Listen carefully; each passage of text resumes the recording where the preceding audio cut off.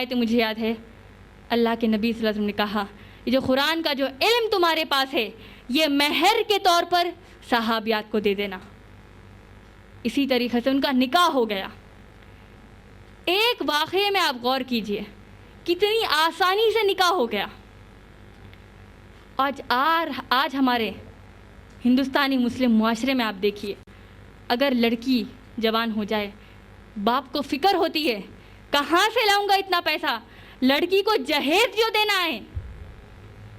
اور افسوس کی بات یہ ہے کہ ہماری کئی مسلمان مرد و خواتین قرضہ لے کر جہیز دینے کی تیاریاں کر رہے ہیں. جہیز وہ لعنت ہے جس کے لیے ہم تمام مسلمان ذمہ دار ہیں کہ اللہ کہیں ہم سے آخرت میں نہ پوچھ لیں کہ تم نے اس جہیز کی لعنت کو ختم کرنے کی کیا کوشش کی.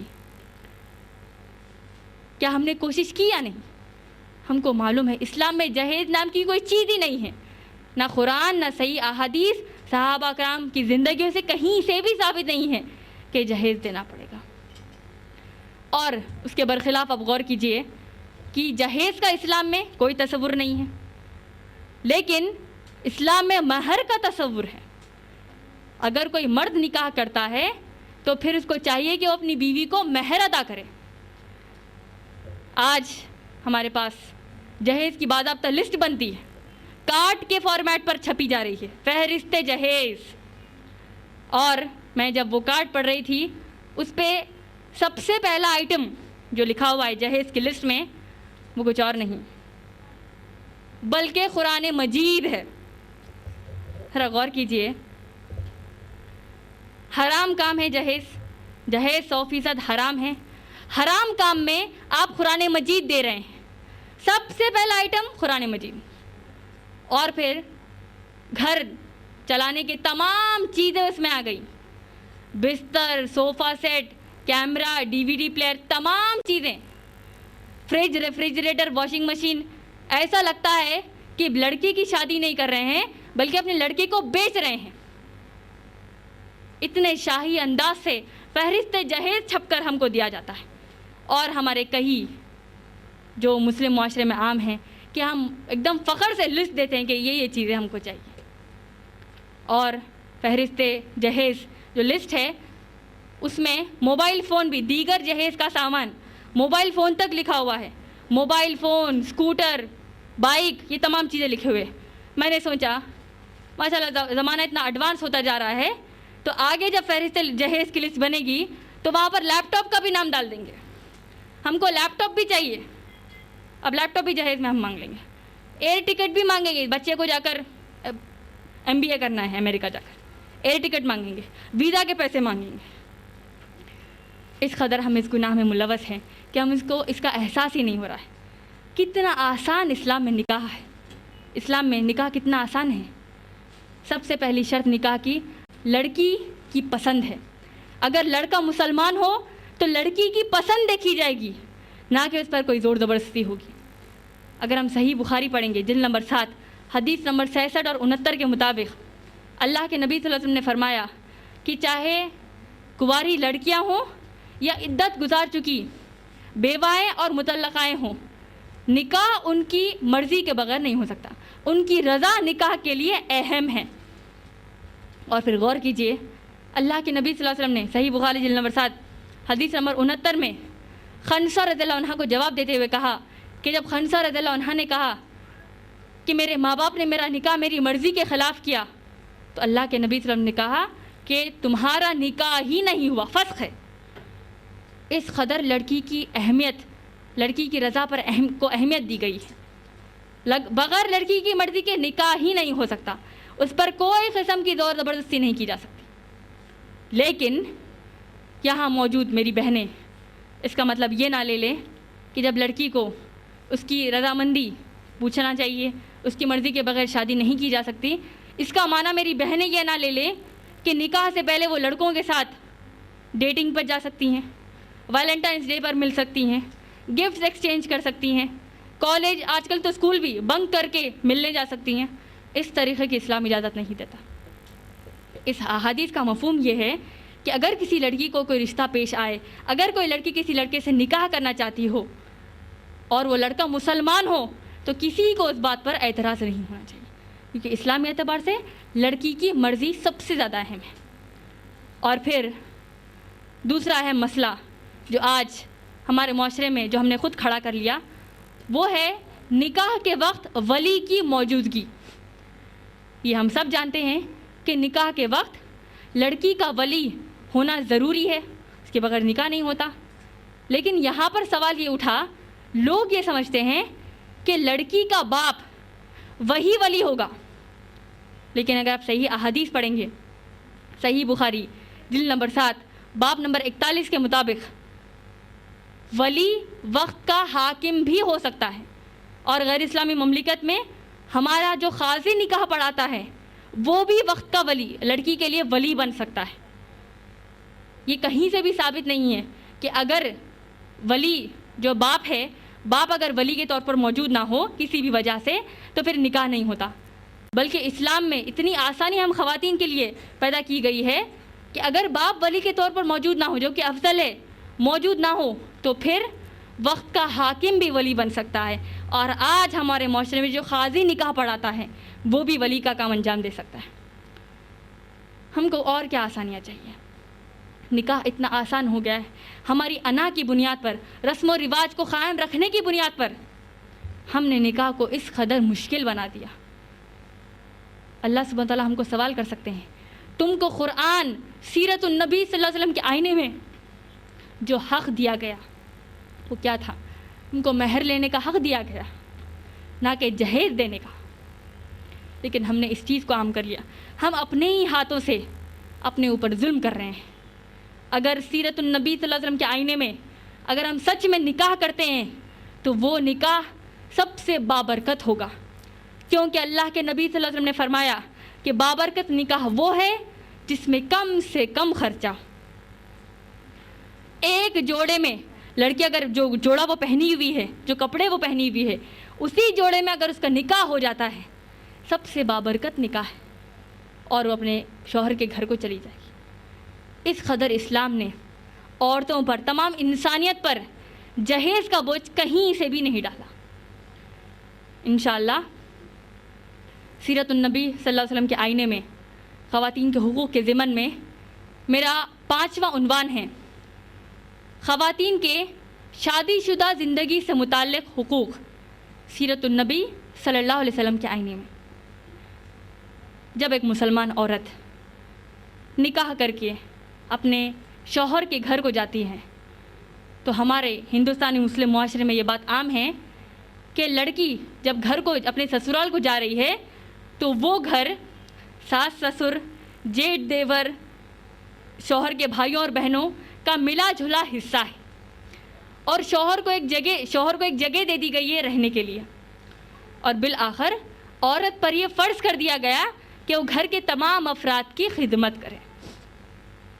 اس کے برخلاف اگر آپ عرب ممالک میں دیکھیں گے کہ اگر کوئی عرب نکاح کرنے کا ارادہ کر لے تو پھر وہ سب سے پہلے اپنے ماں باپ سے الگ ہو کر خود مختار کی حیثیت سے اور لڑکی کے کفیل ہونے کی حیثیت سے وہ سب سے پہلے الگ گھر کا استعمال کرے، الگ گھر لے گا، اور تب جا کر عرب کے ماحول میں اس کو لڑکی نکاح میں دی جائے گی۔ اور یہ جو عمل عرب لوگ کر رہے ہیں، یہ قرآن اور صحیح احادیث کی عین سنت پر عین عمل وہ لوگ کر رہے ہیں۔ یہ جو عمل عرب کر رہے ہیں وہ قرآن صحیح احادیث کی روشنی میں کر رہے ہیں، نہ کہ جو ہم کر رہے ہیں۔ اتنی یہ حق ہمارے لیے نہیں تو کیا ہے؟ نبی صلی اللہ علیہ وسلم نے فرمایا، صحیح بخاری جلد نمبر 7 حدیث نمبر 116 میں، ہر کسی کو کسی چیز کا ذمہ دار بنایا گیا۔ حاکم ملک کا ذمہ دار ہے، شوہر اپنی بیوی بچوں گھر کا ذمہ دار ہے، بیوی اپنے بچوں کی پرورش اور شوہر کے گھر کی ذمہ دار ہے، اور ہر کسی کو جس کے انڈر کوئی ہوگا، یعنی ذمہ داری جس کو دی جائے گی، اس کو اس ذمہ داری کے بارے میں قیامت میں پوچھا جائے گا۔ اس حدیث سے، قرآن صحیح حدیث کی تمام تعلیمات آپ اٹھا کر لے لیجیے، کہیں پر بھی لکھا ہوا نہیں ہے کہ خواتین کو، اس کے سسرال والوں کو تمام مکمل طریقے سے خدمت کرنا ہوگا۔ ساس سسر جیٹھ دیور ان تمام کی خدمت کرنے کی اجازت اسلام نے کبھی بھی نہیں دیا. کیوں؟ کیونکہ آپ اگر ٹھنڈے دل سے غور کریں گی کہ اس جوائنٹ فیملی کے نظام یعنی متحد خاندان جس کو ہم کہتے ہیں، اس نظام سے کیا تباہیاں پھیل رہی ہیں. سب سے پہلی اور سب سے اہم جو نقصان ہمارا ہو رہا ہے وہ ہے کہ ہم ہمارے حجاب کو ترک کر رہے ہیں. ہمارے دل میں ایسا خیال بھی نہیں آتا کہ ہم ہمارے جیٹھ دیور کے سامنے اگر با حجاب آ جائے، حجاب کے ساتھ آ جائے تو ہم کو شرم محسوس ہوتی ہے. بے حجاب آئیں تب جا کر ہم کو کوئی مسئلہ نہیں ہے.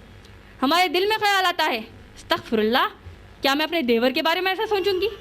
استغفر اللہ، کیا میں اپنے جیٹھ کے بارے میں ایسا سوچوں گی؟ اللہ کے نبی صلی اللہ علیہ وسلم نے جب ہم کو حکم دیا ہے حجاب کا کہ تمام غیر محرم مرد کے سامنے جن کے ساتھ تا حیات آپ نکاح کر سکتی ہیں ان تمام کے سامنے حجاب کرنا ہے کا مطلب ہم کو حجاب کرنا ہے. اور یہ ہماری کیسی بے بسی ہے کہ ہم حجاب کو ترک کرنے کے بعد یعنی ہمارے جیٹھ دیور تمام غیر محرم کے سامنے ہم بے حجاب نکلنے کے بعد ہم کو یہ تصور ہی نہیں ہے کہ ہم گناہ کر رہے ہیں.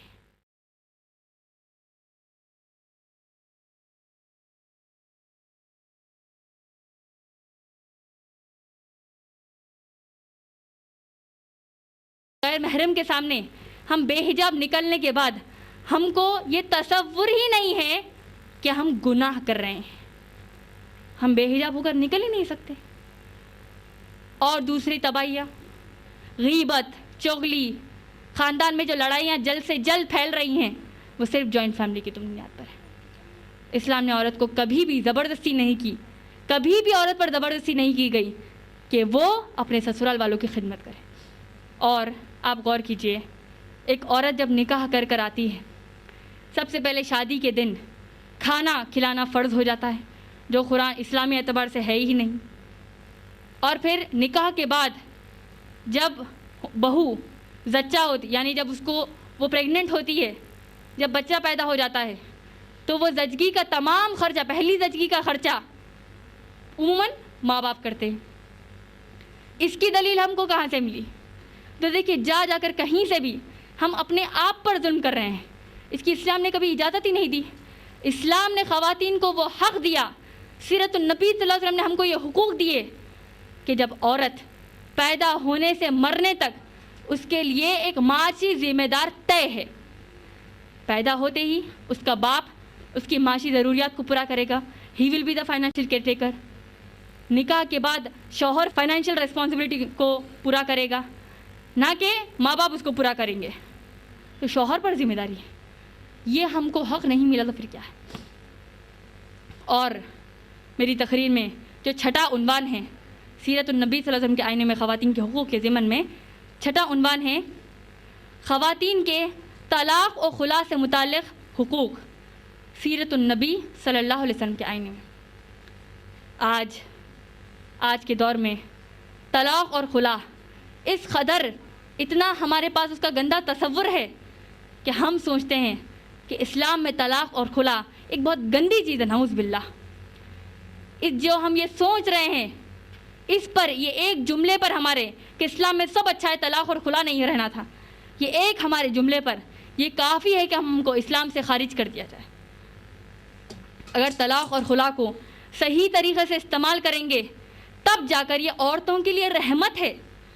اگر طلاق اور خلا کا غلط استعمال کریں گے تو یہ ہمارے لیے زحمت بن جائے گی. اور آج ہمارے پاس طلاق کا تصور کس طرح ہے کہ اگر شوہر گھر بیٹھ کر سموسے کھا رہا ہو، اس کو سموسے ذائقے دار نہیں دکھے تو وہ کہے گا کہ وہ غصے میں آ جائے گا، اس کو اچھا نہ لگے گا کہ بیوی اس کو جواب دے رہی ہے. تب جا کر وہ فوری کہہ دے گا طلاق طلاق طلاق، نکال دیا گھر سے باہر. بیوی اپنے ماں باپ کے گھر کو روتی روتی جاتی ہے کیونکہ اسلام ایسا ہے 3 بار شوہر طلاق کہہ دے گا طلاق پڑ جاتی ہے. واللہ قرآن، صحیح احادیث، صحابہ اکرام رضی اللہ عنہم اجمعین کے فہم اور منہج سے ہم کو کہیں بھی یہ ثابت ہی نہیں ہوتا کہ طلاق جس طرح آج ہمارے پاس جو غلط تصور ہے یہ اسلام نے ہم کو سکھایا. بلکہ اس قرآن پر اگر ہم غور کریں گے اس قرآن میں آپ کو نماز پڑھنے کا مکمل طریقہ تو نہیں بتایا گیا، آپ کو زکوٰۃ دینے کا طریقہ نہیں بتایا گیا، بلکہ آپ کو طلاق کا صحیح طریقے سے تصور بتا دیا گیا ہے۔ کیوں؟ ہو سکتا ہے اللہ سبحانہ تعالیٰ کو معلوم ہے ہم اس مسئلے پر ہی جھگڑے کریں گے، اس مسئلے پر بھی ہم کو غلط تصور ہمارے پاس رہے گا۔ طلاق کا مکمل طریقہ قرآن میں بتا دیا گیا۔ اگر ہم قرآن مجید پڑھیں گے، اللہ سبحانہ تعالیٰ فرماتے ہیں سورہ بقرہ سورہ نمبر 2 اور سورہ طلاق سورہ نمبر 65 آیت نمبر 1 سے 3 میں طلاق کا طریقہ کیا ہے کہ اگر کوئی شوہر اپنی بیوی کو طلاق دیتا ہے تو بیوی اسی شوہر کے گھر میں، افضل یہی ہوگا شوہر کے گھر میں وہ اپنے 3 حیض کو مکمل کرے گی، یعنی 3 بار اس کو پیریڈ سے گزرنا ہوگا۔ یہ اس کی پہلی عدت ہو گئی۔ اس دوران اگر وہ لوگ مل لیتے ہیں، بستر کر لیتے ہیں تو پھر الحمدللہ، لیکن اگر عدت گزر چکی تب جا کر دونوں الگ ہو جائیں گے۔ اب اگر دوسری مرتبہ وہ نکاح کرنا چاہتے ہوں تو تجدید نکاح ہوگا، نکاح کروا دیا جائے گا۔ اب جا کر اگر شوہر نے پھر طلاق کہا، پھر بیوی کو 3 بار حیض سے گزرنا ہوگا، 3 مرتبہ she should undergo her menstruations, periods آنے ہوں گے 3 مرتبہ۔ اس دوران مل لیتے ہیں، بستر کر لیتے ہیں، طلاق نہیں ہوتی، یعنی مل سکتے ہیں، لیکن اگر عدت گزر گئی تب جا کر وہ دونوں الگ الگ ہو جائیں گے۔ اب اگر تیسری مرتبہ وہ لوگ نکاح کرنا چاہتے ہو، نکاح کر لیں گے۔ نکاح کرنے کے بعد اگر پھر سے شوہر طلاق دے تب جا کر بیوی اپنی عدت کو ماں باپ کے گھر میں پوری کرے گی اور وہ لوگ الگ ہو جائیں گے، الا یہ کہ حلالہ کے ذریعے وہ لوگ پھر سے مل سکتے ہیں، شادی کر سکتے ہیں، نکاح کر سکتے ہیں۔ حلالہ کا تصور اسلام میں قرآن مجید میں سورہ بقرہ سورہ نمبر 2 آیت نمبر 230 کے مطابق یہ بتایا گیا ہے کہ بیوی کو جب شوہر 3 بار طلاق دے دیتا ہے الگ الگ بیٹھک میں، تب وہ کسی اور سے نکاح کرے گی اور پھر قدرتی طور پر ان کا طلاق ہوگا، پلان نہیں ہوگا کہ نکاح کرنے کے بعد میں اس سے طلاق لے کر اپنے پہلے شوہر کے پاس جاؤں گی۔ قدرتی طور پر ان کا طلاق ہوگا اور طلاق ہونے کے بعد، عدت گزارنے کے بعد وہ اپنے پہلے شوہر سے نکاح کرے گی۔ یہ اسلام میں مکمل طلاق کا تصور ہے۔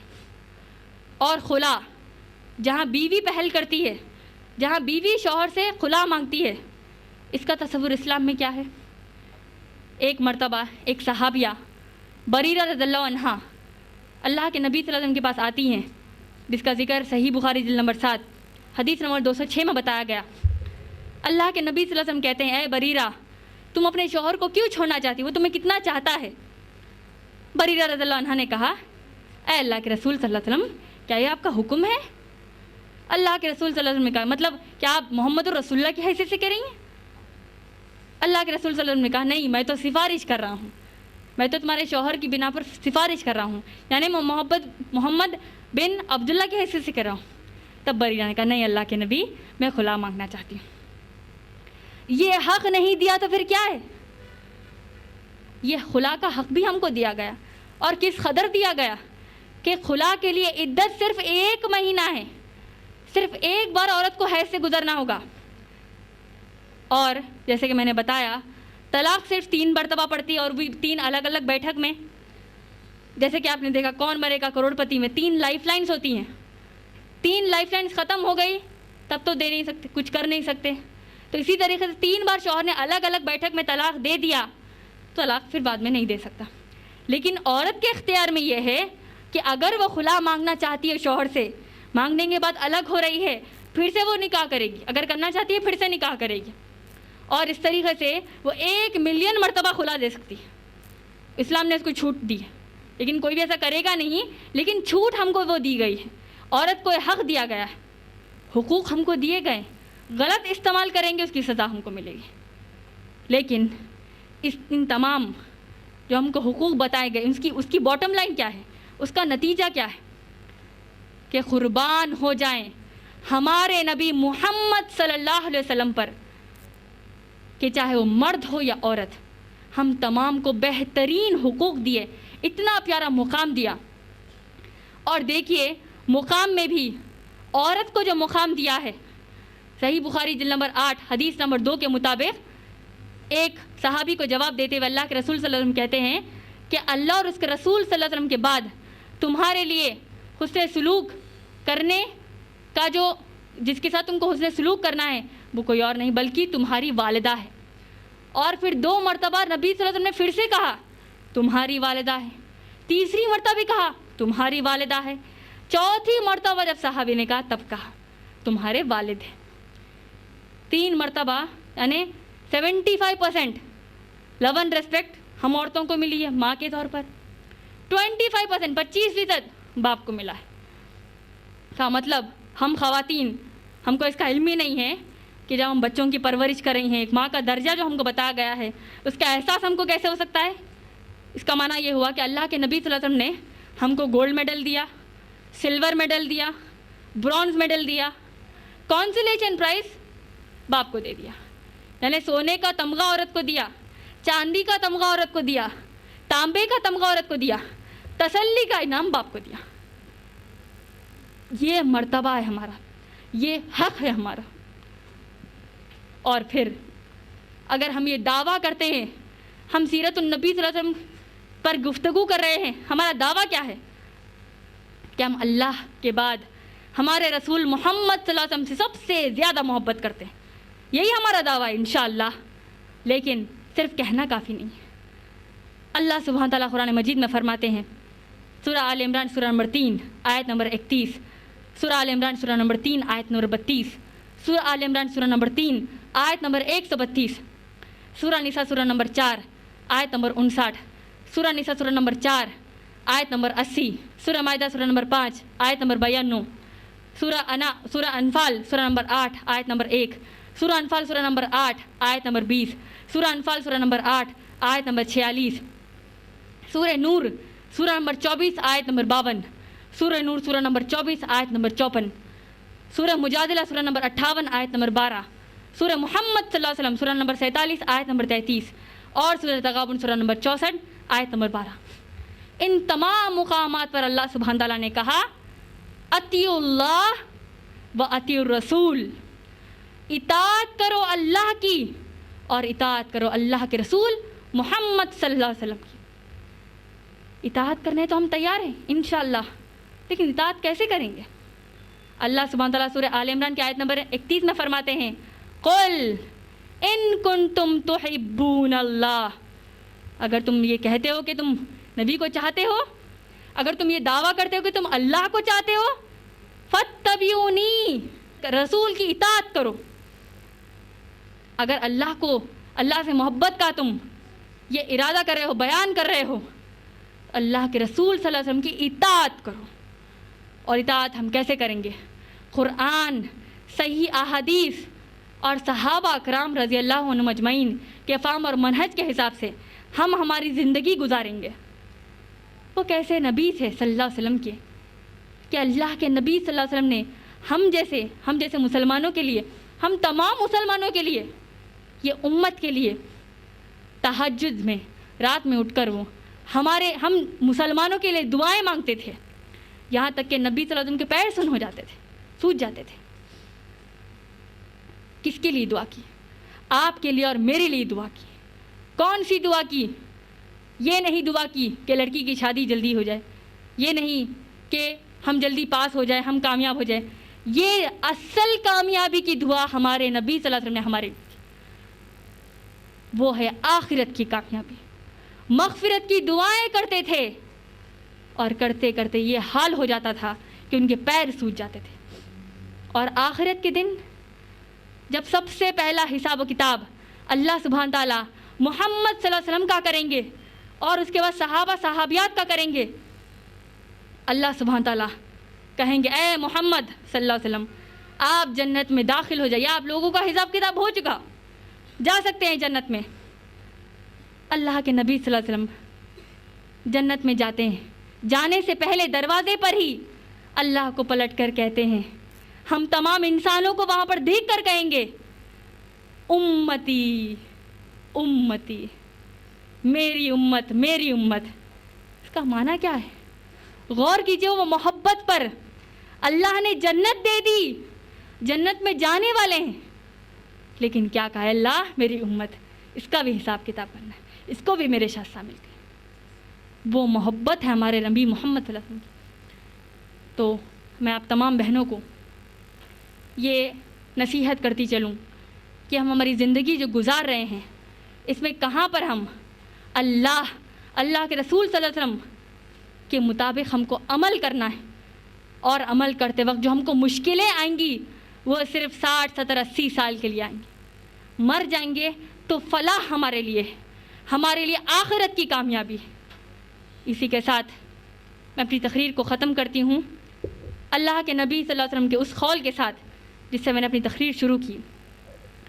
اللہ کے نبی صلی اللہ علیہ وسلم نے فرمایا حجۃ الوداع میں، ایھا الناس، اے انسانوں، اے لوگوں، انا لکم علی نسائکم حقا ولہن علیکم حقا، تمہاری عورتوں کو تم پر چند حقوق ہیں لیکن شوہر کو بھی تم پر کچھ حقوق ہے۔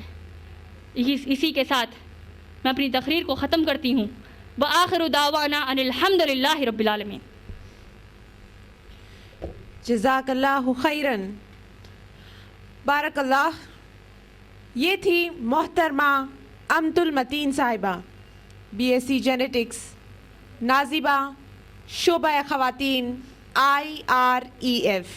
اور اب وہ بہترین خوشخبری کا وقت ہوتا ہے، اور میں آج کے مہمان خصوصی محترمہ صفورہ اختر سے گزارش کرتی ہوں کہ محترمہ امت المتین کی CD بعنوان کیسے بن سکتی ہوں میں کامیاب عورت کی رسم اجرا انجام دیں۔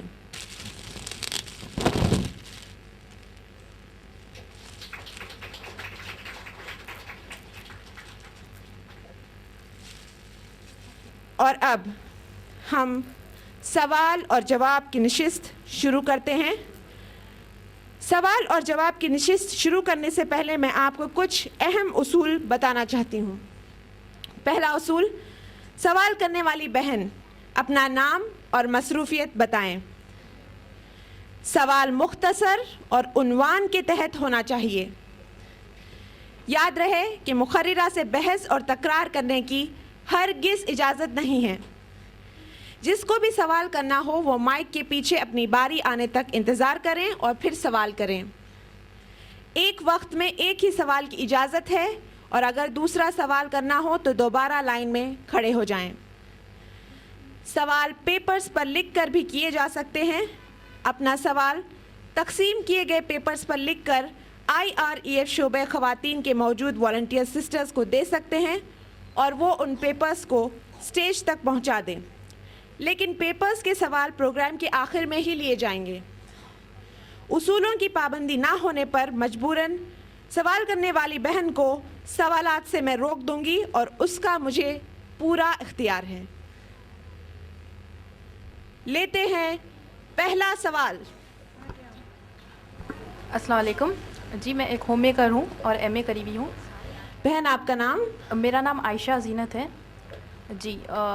میرا سوال یہ ہے کہ اگر ایک مسلمان لڑکی شادی کرنا چاہتی ہے تو اسلام میں اس کی شریعت کیا ہے؟ وعلیکم السلام ورحمۃ اللہ وبرکاتہ۔ بہن نے سوال کیا کہ اسلام میں اگر مسلمان لڑکی شادی کرنا چاہتی ہو، نکاح کرنا چاہتی ہو، اس کی شریعت کیا ہے؟ مطلب بہن آپ کا مطلب یہی کہ اس کے شرائط آپ معلوم کرنا چاہتی ہیں؟ جی شرائط تو بہن اسلام میں اگر مسلمان لڑکی نکاح کرنا چاہتی ہے تو پھر قرآن اور صحیح احادیث کی روشنی میں 5 شرائط ہم کو ملتے ہیں، بنیادی 5 شرائط ہے بہن۔ سب سے پہلی شرط مسلمان لڑکی کے نکاح کے لیے یہ ہے کہ جس کسی لڑکے سے وہ نکاح کرنا چاہتی ہو وہ لڑکا مسلمان ہی ہو۔ اس کی دلیل ہم کو قرآن مجید میں سورہ بقرہ سورہ نمبر 2 آیت نمبر 221 میں ملتی ہے۔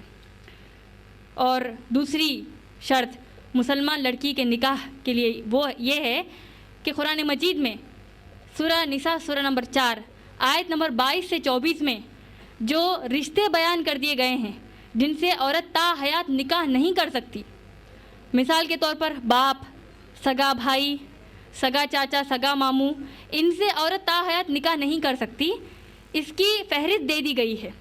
اور صحیح بخاری جلد نمبر 7 حدیث نمبر 47 کے مطابق اس مرد سے نکاح نہیں کر سکتی جس کی بنیاد شگار ہو۔ تیسری شرط مسلمان لڑکی کے نکاح کے لیے یہ ہے کہ اس کی اپنی پسند کا رشتہ، یعنی اگر کسی مسلمان لڑکی کا نکاح اس کی مرضی کے بغیر ہو اور اگر وہ لڑکی ذمہ داروں کو شکایت کر دے کہ اس کے ماں باپ نے یا دوسرے سرپرستوں نے اس کا نکاح زبردستی کرایا ہو، تو پھر جس کسی کو وہ شکایت کرے گی، ذمہ دار کو شکایت کرے گی، وہ اس عورت کا اس مرد کے ساتھ نکاح فسخ کر دیں گے، یعنی دونوں کو بغیر طلاق اور بغیر خلا کے تڑوا دیں گے اور اس لڑکی کو اس لڑکے سے جدا کر دیں گے، الگ کر دیں گے جس سے کہ زبردستی نکاح کروایا گیا تھا۔ اس کی دلیل صحیح بخاری جلد نمبر 7 حدیث نمبر 66 اور 69، یعنی صحیح بخاری والیوم نمبر 7 حدیث نمبر 67 اور 69۔ چوتھی شرط مسلمان لڑکی کے نکاح کی ہے نکاح کے وقت 2 مرد گواہوں کی موجودگی، اور 5ویں شرط ہے ولی کی موجودگی کہ جس کے بغیر لڑکی کا نکاح ابو داؤد جلد نمبر 2 حدیث نمبر 2078 کے مطابق باطل ہو جاتا ہے۔ لیکن ولی کون ہوگا؟ ولی افضل ولی لڑکی کا باپ ہوگا، مگر اگر لڑکی کا باپ ولی کے طور پر کسی بھی وجہ سے موجود نہ ہو تو پھر کوئی اور ولی یا وکیل، مسلمان مرد ولی یا وکیل نہیں بن سکتا۔ اس کی قرآن اور صحیح احادیث سے ہم کو دلیل نہیں ملتی، بلکہ اگر آپ صحیح بخاری پڑھیں گے جلد نمبر 7 باب نمبر 41 کے ضمن میں بیان کی گئی حدیث کے مطابق مسلمان حاکم یا مسلمان حکومت کا نمائندہ ولی کا کام انجام دے گا، اور غیر اسلامی مملکت میں بسے مسلمانوں کے حکومت کے تائید والا مسلمان خزات کا قاضی وہ بھی ولی کا کام انجام دے سکتا ہے۔ تو بہن، ان بنیادی شرائط کے علاوہ مہر اور ولیمہ کرنے کا اور مہر ادا کرنے کا، یہ 2 واجبات لڑکے پر ہیں بہن۔ امید ہے آپ کا جواب مکمل ہوا۔ جزاک اللہ خیراً۔ لیتے ہیں اگلا سوال۔ السلام علیکم، میں ایک MBA ہوں، میرا نام فصیحہ خان ہے۔ میرا سوال یہ ہے کہ اگر کوئی ساس یا سسر کی خوشی سے خدمت کرنا چاہے تو کیا اسلام میں اس کی اجازت ہے؟ وعلیکم السلام ورحمۃ اللہ وبرکاتہ۔ بہن نے سوال کیا کہ اگر کوئی لڑکی اپنے ساس سسر کی خوشی سے خدمت کرنا چاہتی ہوں تو کیا اسلام اس کو اجازت دیتا ہے؟ بہن، اسلامی اعتبار سے آپ غور کریں گے اس کو اجازت تو مل جائے گی، لیکن اگر ہماری ہر مسلمان بہن اسی طریقے کا خوشی سے عمل کرے گی تو وہ باضابطہ خاندانی نظام بن جائے گا جس کی اسلام ہم کو اجازت نہیں دیتا۔ ایک آدھ بہن کو اگر اپنے ساس سسر کی خدمت کرنے کی اجازت دے دی گئی ہے تب جا کر وہ اسلام میں خاندانی نظام نہیں بنے گا، اس کی ذاتی پسند ہے۔ اسلام تو ایسا نہیں ہے بہن۔ امید ہے آپ کا جواب مکمل ہوا۔ جزاک اللہ خیراً۔ لیتے ہیں اگلا سوال۔ السلام علیکم ورحمۃ اللہ وبرکاتہ۔ میرا نام مسرت شمیم ہے اور میں خانہ دار عورت ہوں، اور میرا سوال یہ ہے کہ اگر کوئی خوشی سے اپنی بیٹی کو جہیز دینا چاہے تو کیا یہ بھی گناہ ہے؟ وعلیکم السلام ورحمۃ اللہ وبرکاتہ۔ بہن نے سوال کیا کہ کیا اگر کوئی باپ اپنی بیٹی کو خوشی سے جہیز دینا چاہے تو تب بھی کیا وہ گناہ ہوگا؟ بہن، آپ کے سوال کا جواب بھی میں سوال کے انداز میں دینا چاہتی ہوں کہ اگر کوئی انسان خوشی سے جھوٹ بولنا چاہے تو تب بھی کیا جا کر وہ گناہ ہی ہوگا۔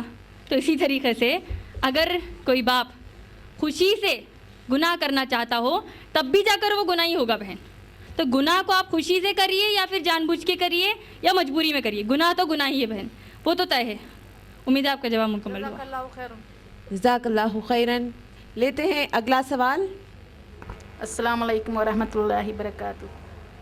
میں ایک خانہ دار خاتون ہوں، میرا نام نزہت افروز ہے، اور میں یہ سوال کرنا چاہتی ہوں جیسا کہ ابھی بیان کیا گیا کہ بہو کو ساس سسر اور جیٹھ دیور کی خدمت کرنا ضروری نہیں ہے، اور ایک طرح سے نہیں کرنا چاہیے، اور ایک طرح سے مشترکہ گھر میں نہیں رہنا چاہیے۔ تو جہاں تک جیٹھ اور دیور کا سوال ہے، یہ بات کچھ مناسب لگتی، لیکن ساس سسر کی خدمت نہیں کریں گے تو وہ لوگ کیا کریں گے؟ کہاں جائیں گے؟ وہ لوگوں کی دیکھ بھال کون کرے گا؟ وعلیکم السلام ورحمۃ اللہ وبرکاتہ۔ بہن نے بہت اہم سوال کیا کہ جیسے میں نے اپنی تقریر میں کہا کہ اسلام عورت کو اپنے ساس سسر کی خدمت کرنے کی کہیں سے بھی اجازت قرآن صحیح حدیث سے نہیں ملتی، تو بہن کہتی ہیں کہ اگر ایسا رہا تو پھر ساس سسر کی خدمت کون کرے گا؟ اگر بہو نہیں کرے گی تو پھر کون کرے گا؟ یہی آپ کا سوال ہے بہن دیکھیے اس کی مثال پھر آپ معاملے کو پھیر دیجئے. اگر بہو کو ہی کرنا چاہیے آپ کے مطابق تو پھر جو اس بہو کے جو ماں باپ ہے اس کی خدمت لڑکے کو کرنا چاہیے. ہمارے پاس یہ رواج بن گیا ہے کہ اگر بہو نکاح کر کے آتی ہے تب اس پر وہ فرض بنا دیا گیا ہے. دیکھیے میں کسی کے خلاف بات نہیں کر رہی ہوں, میں نہ اپنا ویو آپ کے سامنے پیش کر رہی ہوں, میں آپ کو سیدھا اسلامی تعلیمات بتا رہی ہوں. یہاں پر ہم کو وہ ایسا لگ رہا ہے کہ ایک غلط بات ہو رہی ہے. بہن غلط بات نہیں ہو رہی ہے. یہاں پر میں آپ کو ان کے نیت سے یہاں پر آئی ہوں. میں آپ کو بتانا کیا چاہتی ہوں کہ اسلام میں اگر جیسا کہ آپ نے کہا ساس سسر کی خدمت بہو نہیں کرے گی تو کون کرے گی؟ پہلے تو میں نے کہہ دیا کہ بہو کیوں کرے گی, کویشچن ہے بہو کیوں کرے گی. اسی طریقے دیکھیے آپ بہو اگر ساس سسر کی خدمت کرتی ہے تو شوہر کو بھی چاہیے اپنے ساس سسر کی خدمت کرے. ساس سسر ہو سکتا ہے وہ بری حالت میں ہو لیکن شوہر جا کر تو نہیں کرے گا ساس سسر کی خدمت, بہو کو ہی کرنا پڑے گا اپنے ساس سسر کی خدمت. اور آپ کے سوال کا آسان جواب یہی ہوگا کہ اگر بہو نہیں کرے گی تو کون کرے گا؟ بیٹا کرے گا. عرب معاشرے میں یہ کہیں سے بھی ان کے پاس سوال نہیں آیا بہن. یہ ہمارے ہندوستانی معاشرے میں, ہندوستانی مسلم معاشرے میں یہ بات ہے. ہم سیریلز دیکھتے ہیں کیونکہ ساس بھی کبھی بہو تھی, کہانی گھر گھر کی, اس کے تبصرے کر رہے ہیں ہم. کبھی بیانات سننے کے بعد ہم اس کے تبصرے نہیں کرتے. ہم اس قرآن کو پڑھنے کے بعد مثال کے طور پر آپ پکوان کر رہی ہیں, پکوان کرنے کے بعد آپ قرآن مجید پڑھ رہی ہیں, پھر اپنی بچیوں کو جا کے دیکھو اللہ سبحانہ وتعالیٰ قرآن میں کیا فرماتے ہیں. یہ ہم نے جا کر کبھی علم دینے کی کوشش نہیں کی. البتہ ساتھ روز بیٹھ کر وہ غالباً پتہ نہیں کیا ٹائم پر آتا ہے وہ پروگرامز برابر دیکھیں گے. دوپہر میں الگ کے سیریز الگ ہے, شام میں الگ ہے, وہ پورے دیکھیں گے ہم. تو ہم کو یہ جو ہم سیریلز دیکھ رہے ہیں بہن, اس میں ایک ہماری پروگرامنگ ہو رہی ہے, جوائنٹ فیملی, متحد خاندان. اور آپ دیکھیے کس طریقے سے ولگیرٹی بھی بڑھ رہی ہے, ننگاپن بڑھ رہا ہے. آپ سیریلز میں دیکھیں آہستہ آہستہ, پہلے خالی شرارے پہنا جاتا تھا, کھڑا دوپٹہ پہنا جاتا تھا, آج اپنا پیٹ پیٹ کمر سب چیزیں دکھائی جا رہی ہے سیریلز میں.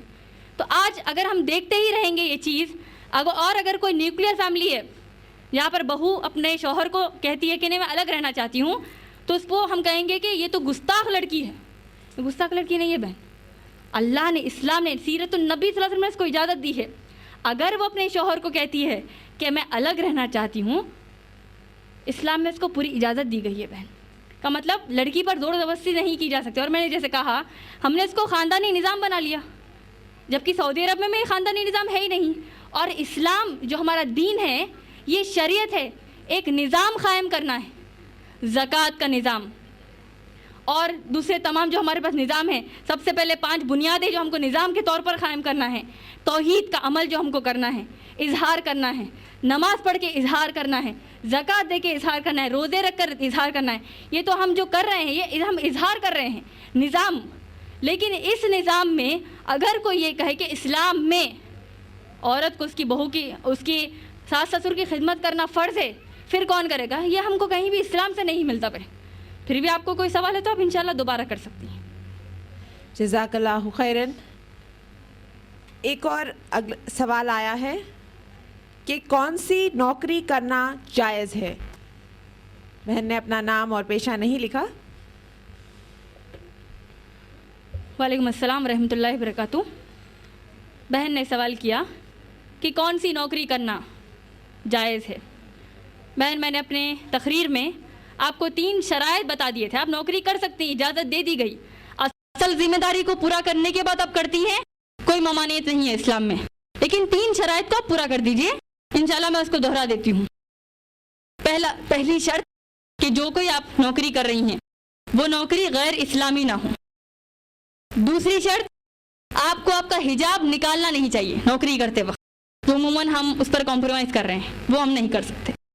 تیسرا کہ غیر مردوں کے ساتھ, غیر محرم مردوں کے ساتھ لگاتار اور غیر ضروری اٹھنا بیٹھنا, ہنسنا بولنا, اس کی اسلام میں اجازت نہیں دیتا. بہن آپ نے جنرل سوال کیا تھا, الحمدللہ میں نے جنرل جواب دیا.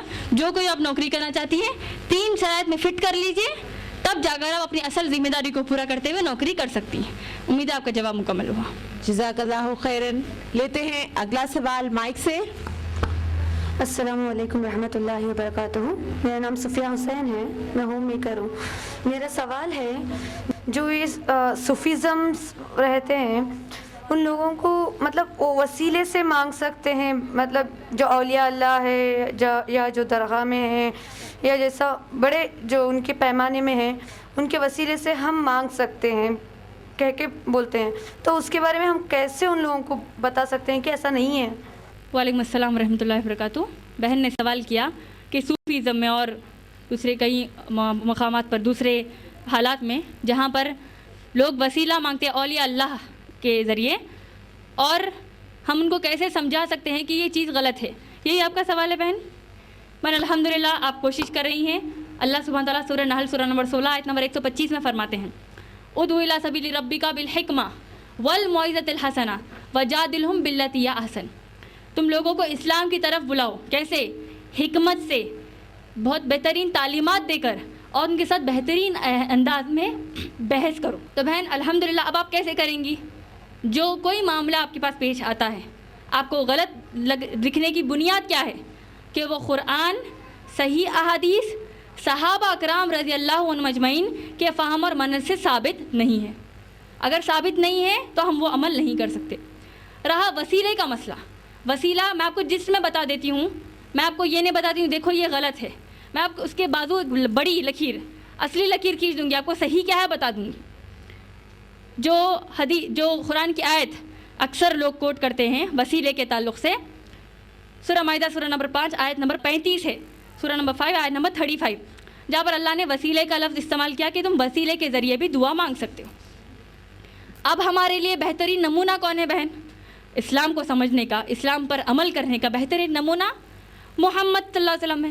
اللہ نے خود قرآن میں کہا سورہ احزاب سورہ نمبر 33 آیت نمبر 21 میں, تمہارے لیے نبی صلی اللہ علیہ وسلم بہترین نمونہ ہے. تو پھر اللہ کے نبی نے اس آیت کی تشریح کیا کی, اس آیت کی تفسیر کیا کی ہے؟ اس آیت میں سورہ مائدہ سورہ نمبر 5 آیت نمبر 35 میں جب اللہ نے کہا کہ وسیلہ مانگو, اس سے مراد اللہ کے نبی صلی اللہ علیہ وسلم کہتے ہیں کہ وسیلے سے مراد نوافل نماز ہے, نفل نماز سے مراد ہے بہن.